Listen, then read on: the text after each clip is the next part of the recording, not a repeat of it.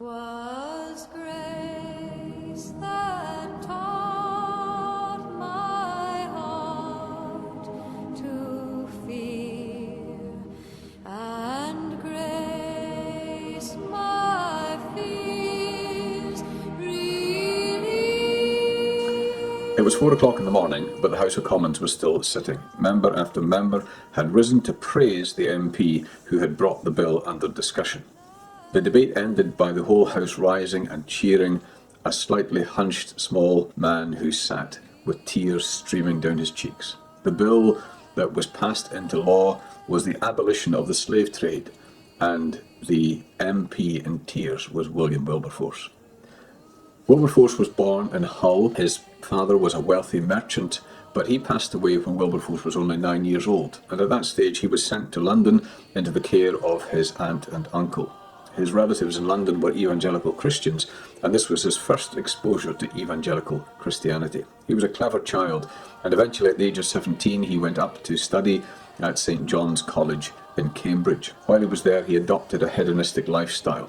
He loved gambling, he loved cards, he loved drinking, he loved parties, he was very sociable, and he became fast friends with another undergraduate by the name of William Pitt, who would later be the Prime Minister.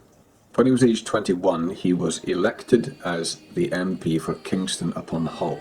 He very quickly made his mark in the House of Commons. He was an excellent public speaker, he was very clubbable, he was a likeable character, everyone enjoyed his company, and his friend William Pitt, within 3 years of Wilberforce becoming an MP, Pitt was the Prime Minister. In October 1784, he embarked on a tour of Europe with his friend Isaac Milner. This was to change his entire life.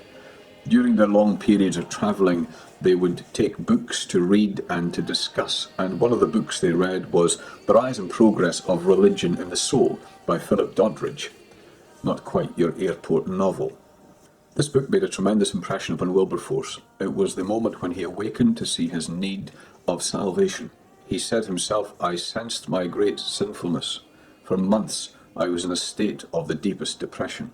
He returned to Great Britain and began a period of searching as he sought to get right with God.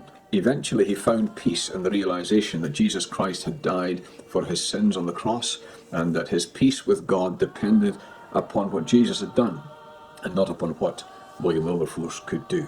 He said, "What infinite love that Christ should die to save such a sinner." This was his conversion. And now that he had peace with God, now that his sins had been forgiven, his life took a completely different turn altogether. He regretted all the years that he'd wasted, that he'd spent in meaningless, empty things, the pleasures that he'd sought, and he dedicated the rest of his life to fulfilling the will of God and living for his Saviour. One of the great aims in his life now was the suppression of the slave trade. By the 1700s, the transatlantic slave trade had become a massive business as far as Great Britain was concerned. There was a kind of triangular arrangement. Goods went to West Africa from Britain. They then unloaded there and picked up slaves who were transported across the sea to the West Indies. Other goods were purchased and brought back to Great Britain. It was a very lucrative trade, and at its height in the 1700s, 40,000 slaves were being transported each year. When Wilberforce realised what was going on, he was absolutely horrified. As he later said, "You can choose to look the other way, but you can never again say that you never knew." And he determined that by God's help he would do something about this. He met with other activists, including Sir Charles Middleton, Thomas Clarkson, and John Newton, the former slave trader who'd been converted and was the author of the hymn Amazing Grace. William Pitt, who was now Prime Minister, encouraged Wilberforce to take up this cause, and so began a 20-year struggle to pass legislation in the British Parliament for the abolition of the slave trade. Because Britain had invested so much wealth in the slave trade, there was great opposition.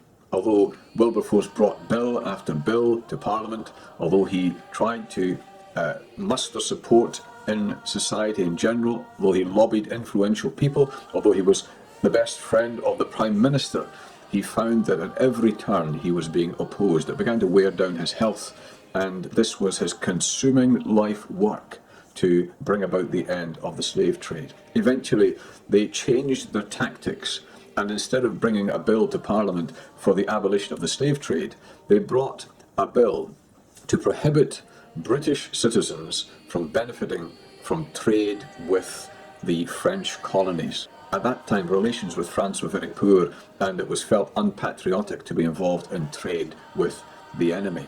And in this way, they managed to include the slave trade in the trade with France. And that was the beginning of legislation that eventually led to the passing in 1807 of the Slave Trade Act. The rest of Wilberforce's life was dedicated to the eradication of slavery. He passed away on the 29th of July, 1833. 1 month after his death, Parliament passed the Abolition of Slavery Act. One of the best biographies of William Wilberforce was written by the MP William Hague. And William Hague said that his evangelical convictions gave unity and coherence to Wilberforce's work. Wilberforce is rightly regarded as one of the great heroes of British history, and his passion for the liberation of the slaves and the abolition of slavery stemmed from the fact that he had been set free himself from his sins, and it was rooted deeply in his own evangelical conviction. Thank you for watching.